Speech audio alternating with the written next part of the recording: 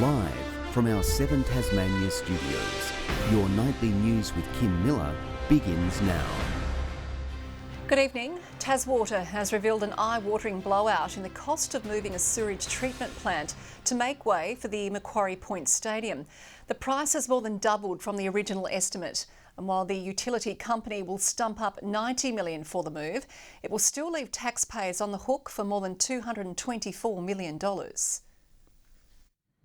Moving out of the proposed stadium's way, Taswater has confirmed it will pursue relocating the sewage plant further up the Derwent to Selfs Point. This is a piece of work that we need to do. Macquarie Point's nearing the end of its life. But the move is not going to be cheap. The utility company admitting it'll cost more than double the initial estimate from 2016. It's $314 million. Of which $90 million is being funded by Taswater and the balance by government. The blowout firing up the opposition. This is a government that has no budget discipline. This is a government that is racking up record deficits and debt and has nothing to show for it. With the sewage plant making the move out of Mac Point, it's full steam ahead for the team behind the proposed AFL stadium, bringing Australia's leading architect firm on board. I'm very excited this morning to announce that we've appointed Cox Architecture as our lead design consultant for the Mac Point multipurpose stadium. From Wimbledon in England to Sydney's Allianz Stadium, Cox Architecture says it has the runs on the board to lead a major construction project like this. It's quite an interesting dilemma here that we face in delivering a very similar outcome to those venues that have been very, very successful in those cities. The team not fazed by the tight 5-year timeline or budget. We are confident that the $750 million budget is perfectly appropriate for the project, so the aim will be that we'll be within that budget. Answering the big questions many are wondering. The scope for this project is for a 23,000 seated stadium that includes a roof. The concept plan is expected to be released in June. Lily Thompson, 7 Tasmania News. The Legislative Council has officially welcomed its 3 new members, with Kerry Vincent, Cassie O'Connor and Beck Thomas sworn in this morning at a ceremony on the steps of Parliament House. Ms O'Connor also making history for her party. I'm standing here as the first Greens MLC. The fresh faces ready to hit the ground running when Parliament returns next week. Medical imaging workers have launched industrial action as staffing shortages reach record highs. The Health and Community Services Union not ruling out further measures if the state government doesn't intervene soon. A sector plagued with diminishing staffing levels, medical imaging workers at the Royal Hobart Hospital launching industrial action today, fighting for better pay and working conditions. Generally, we're a bit defeated at the moment. We're working long hours. We provide a 24-hour service, so somebody is always on call. Radiographers and sonographers burnt out under increasing pressure and forced to work overtime as they grapple with the situation. The Health and Community Services Union saying vacancies have risen to an all-time high. There's 30% vacancy rate in medical imaging at the moment. Tasmania's public sector also competing with the pay and work conditions of its private counterparts. Private providers are paying upwards of $10 or $15 an hour more for the services of these vital health professionals. Workers calling on the government to increase base salaries and fix the disparities, but also help address the chronic recruitment and retention crisis gripping Tasmania's healthcare system. I think the government has to look at our salary and make it comparable to what other sonographers in private earn. The union says there's been an exodus over the recent months, with positions on the mainland offering significantly higher pay for the same roles. The Health Minister hoping the situation can be solved as soon as possible. From the government's point of view, we value those workers, we value our healthcare workers, and we hope that that'll come to a mutually agreeable outcome. The union warning action could escalate as staff reach a breaking point. Rebecca Gaidaneris, 7 Tasmania News. There are growing calls for an independent inquiry into the state's Environmental Protection Agency. Community group Neighbours of Fish Farming behind the push, concerned about the EPA's role in safeguarding Tasmania's natural heritage. Communities around Tasmania have seen major issues, major failures by the EPA, both on land and in the water. The group claims damage of Macquarie Harbour by salmon farming is one of many examples of why the EPA is not fit for purpose. After years of delays, the Jack Jumpers have abandoned plans to build a high-performance centre in Glenorchy. Tonight, calling on the state government to support a move to Kingston, the club desperate to break ground on its own training space. Entering his fourth pre-season without a promised high-performance centre, it seems Scott Roth is sick of waiting. We've promised Scott that when he comes back in a couple of weeks' time, there's going to be a spade in the ground, digging something at our high-performance facility somewhere, otherwise I'll wear that spade around my head. Planned for Wilkinson's Point beside MyState Bank Arena as part of a $50 million project, it's been besieged by delays.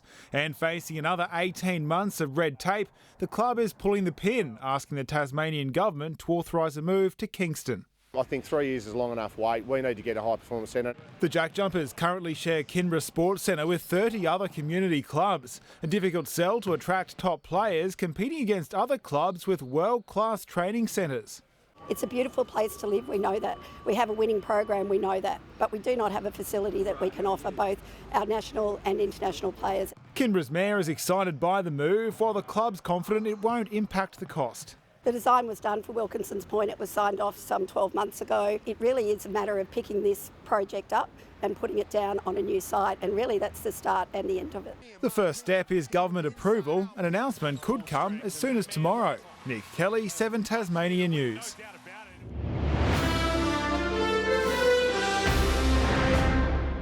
Hobart City Council says it's considering expanding bicycle lane networks following the success of dedicated bike lanes between Brisbane and Davey Streets.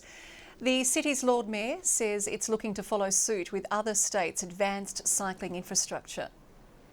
All Australian capital cities and many cities even smaller than Hobart are putting in separated cycleways in their central business districts. Those in the medical field say bike lanes will help reduce serious injuries commonly suffered by cyclists. I think the city needs more of them, and I look forward to seeing less trauma in the emergency department. Similar lanes for Argyle and Bathurst Streets are also on track for completion, set to open mid-next year. A Tasmanian man who just this week survived a heart attack is urging others not to ignore the warning signs. His message coinciding with National Heart Week, an opportunity to start a conversation which could ultimately save lives. Philip Good from Turners Beach thought he was fit and healthy. That was until he suffered a heart attack this week, which landed him in the Launceston General Hospital. The 70-year-old former retail manager today becoming the pin-up boy for encouraging people to get their heart health checked. I just felt very heavy in the chest, short on breath, and got progressively worse. So my wife called the ambulance. His advice to others experiencing chest pain: don't wait to see what happens. If you get the pressure on your chest, do something about it straight away. I kept putting it off for 3 weeks. Tasmania has the highest levels of cardiovascular disease in the country, with chest pain the most common reason for admission to hospital. Every 4 minutes, one Australian will have a heart attack or a stroke.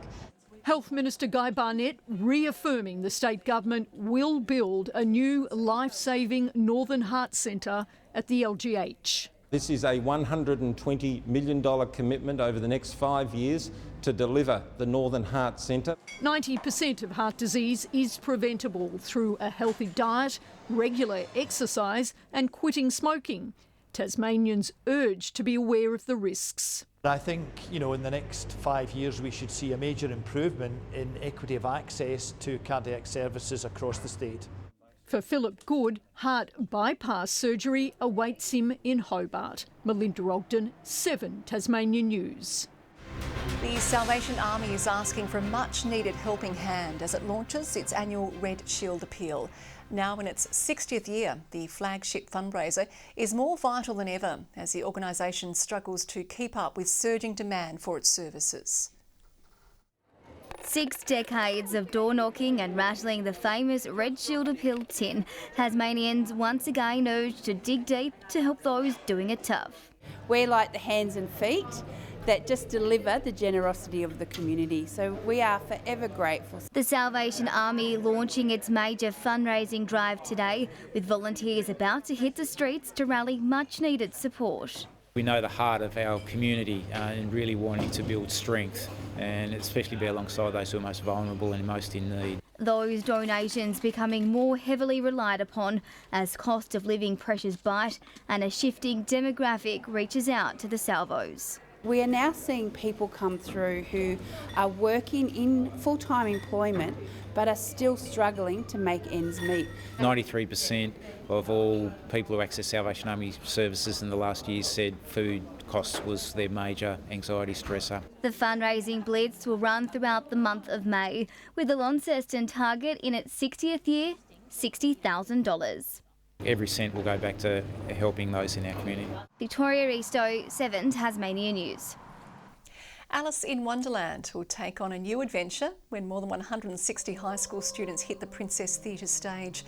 The modern twist, part of the St Patrick College's Night of Wonder, featuring the school's entry for the Wakakiri National Story Dance Festival. The story of our Wakakiri is based around the theme of belonging. It's derived from the poem The Road Not Taken by Robert Frost and involves the costuming and storyline of Alice in Wonderland. The one-night-only performance will also showcase an array of dance, drama and music acts, promising something for everyone. The curtain raises at 7 tomorrow night.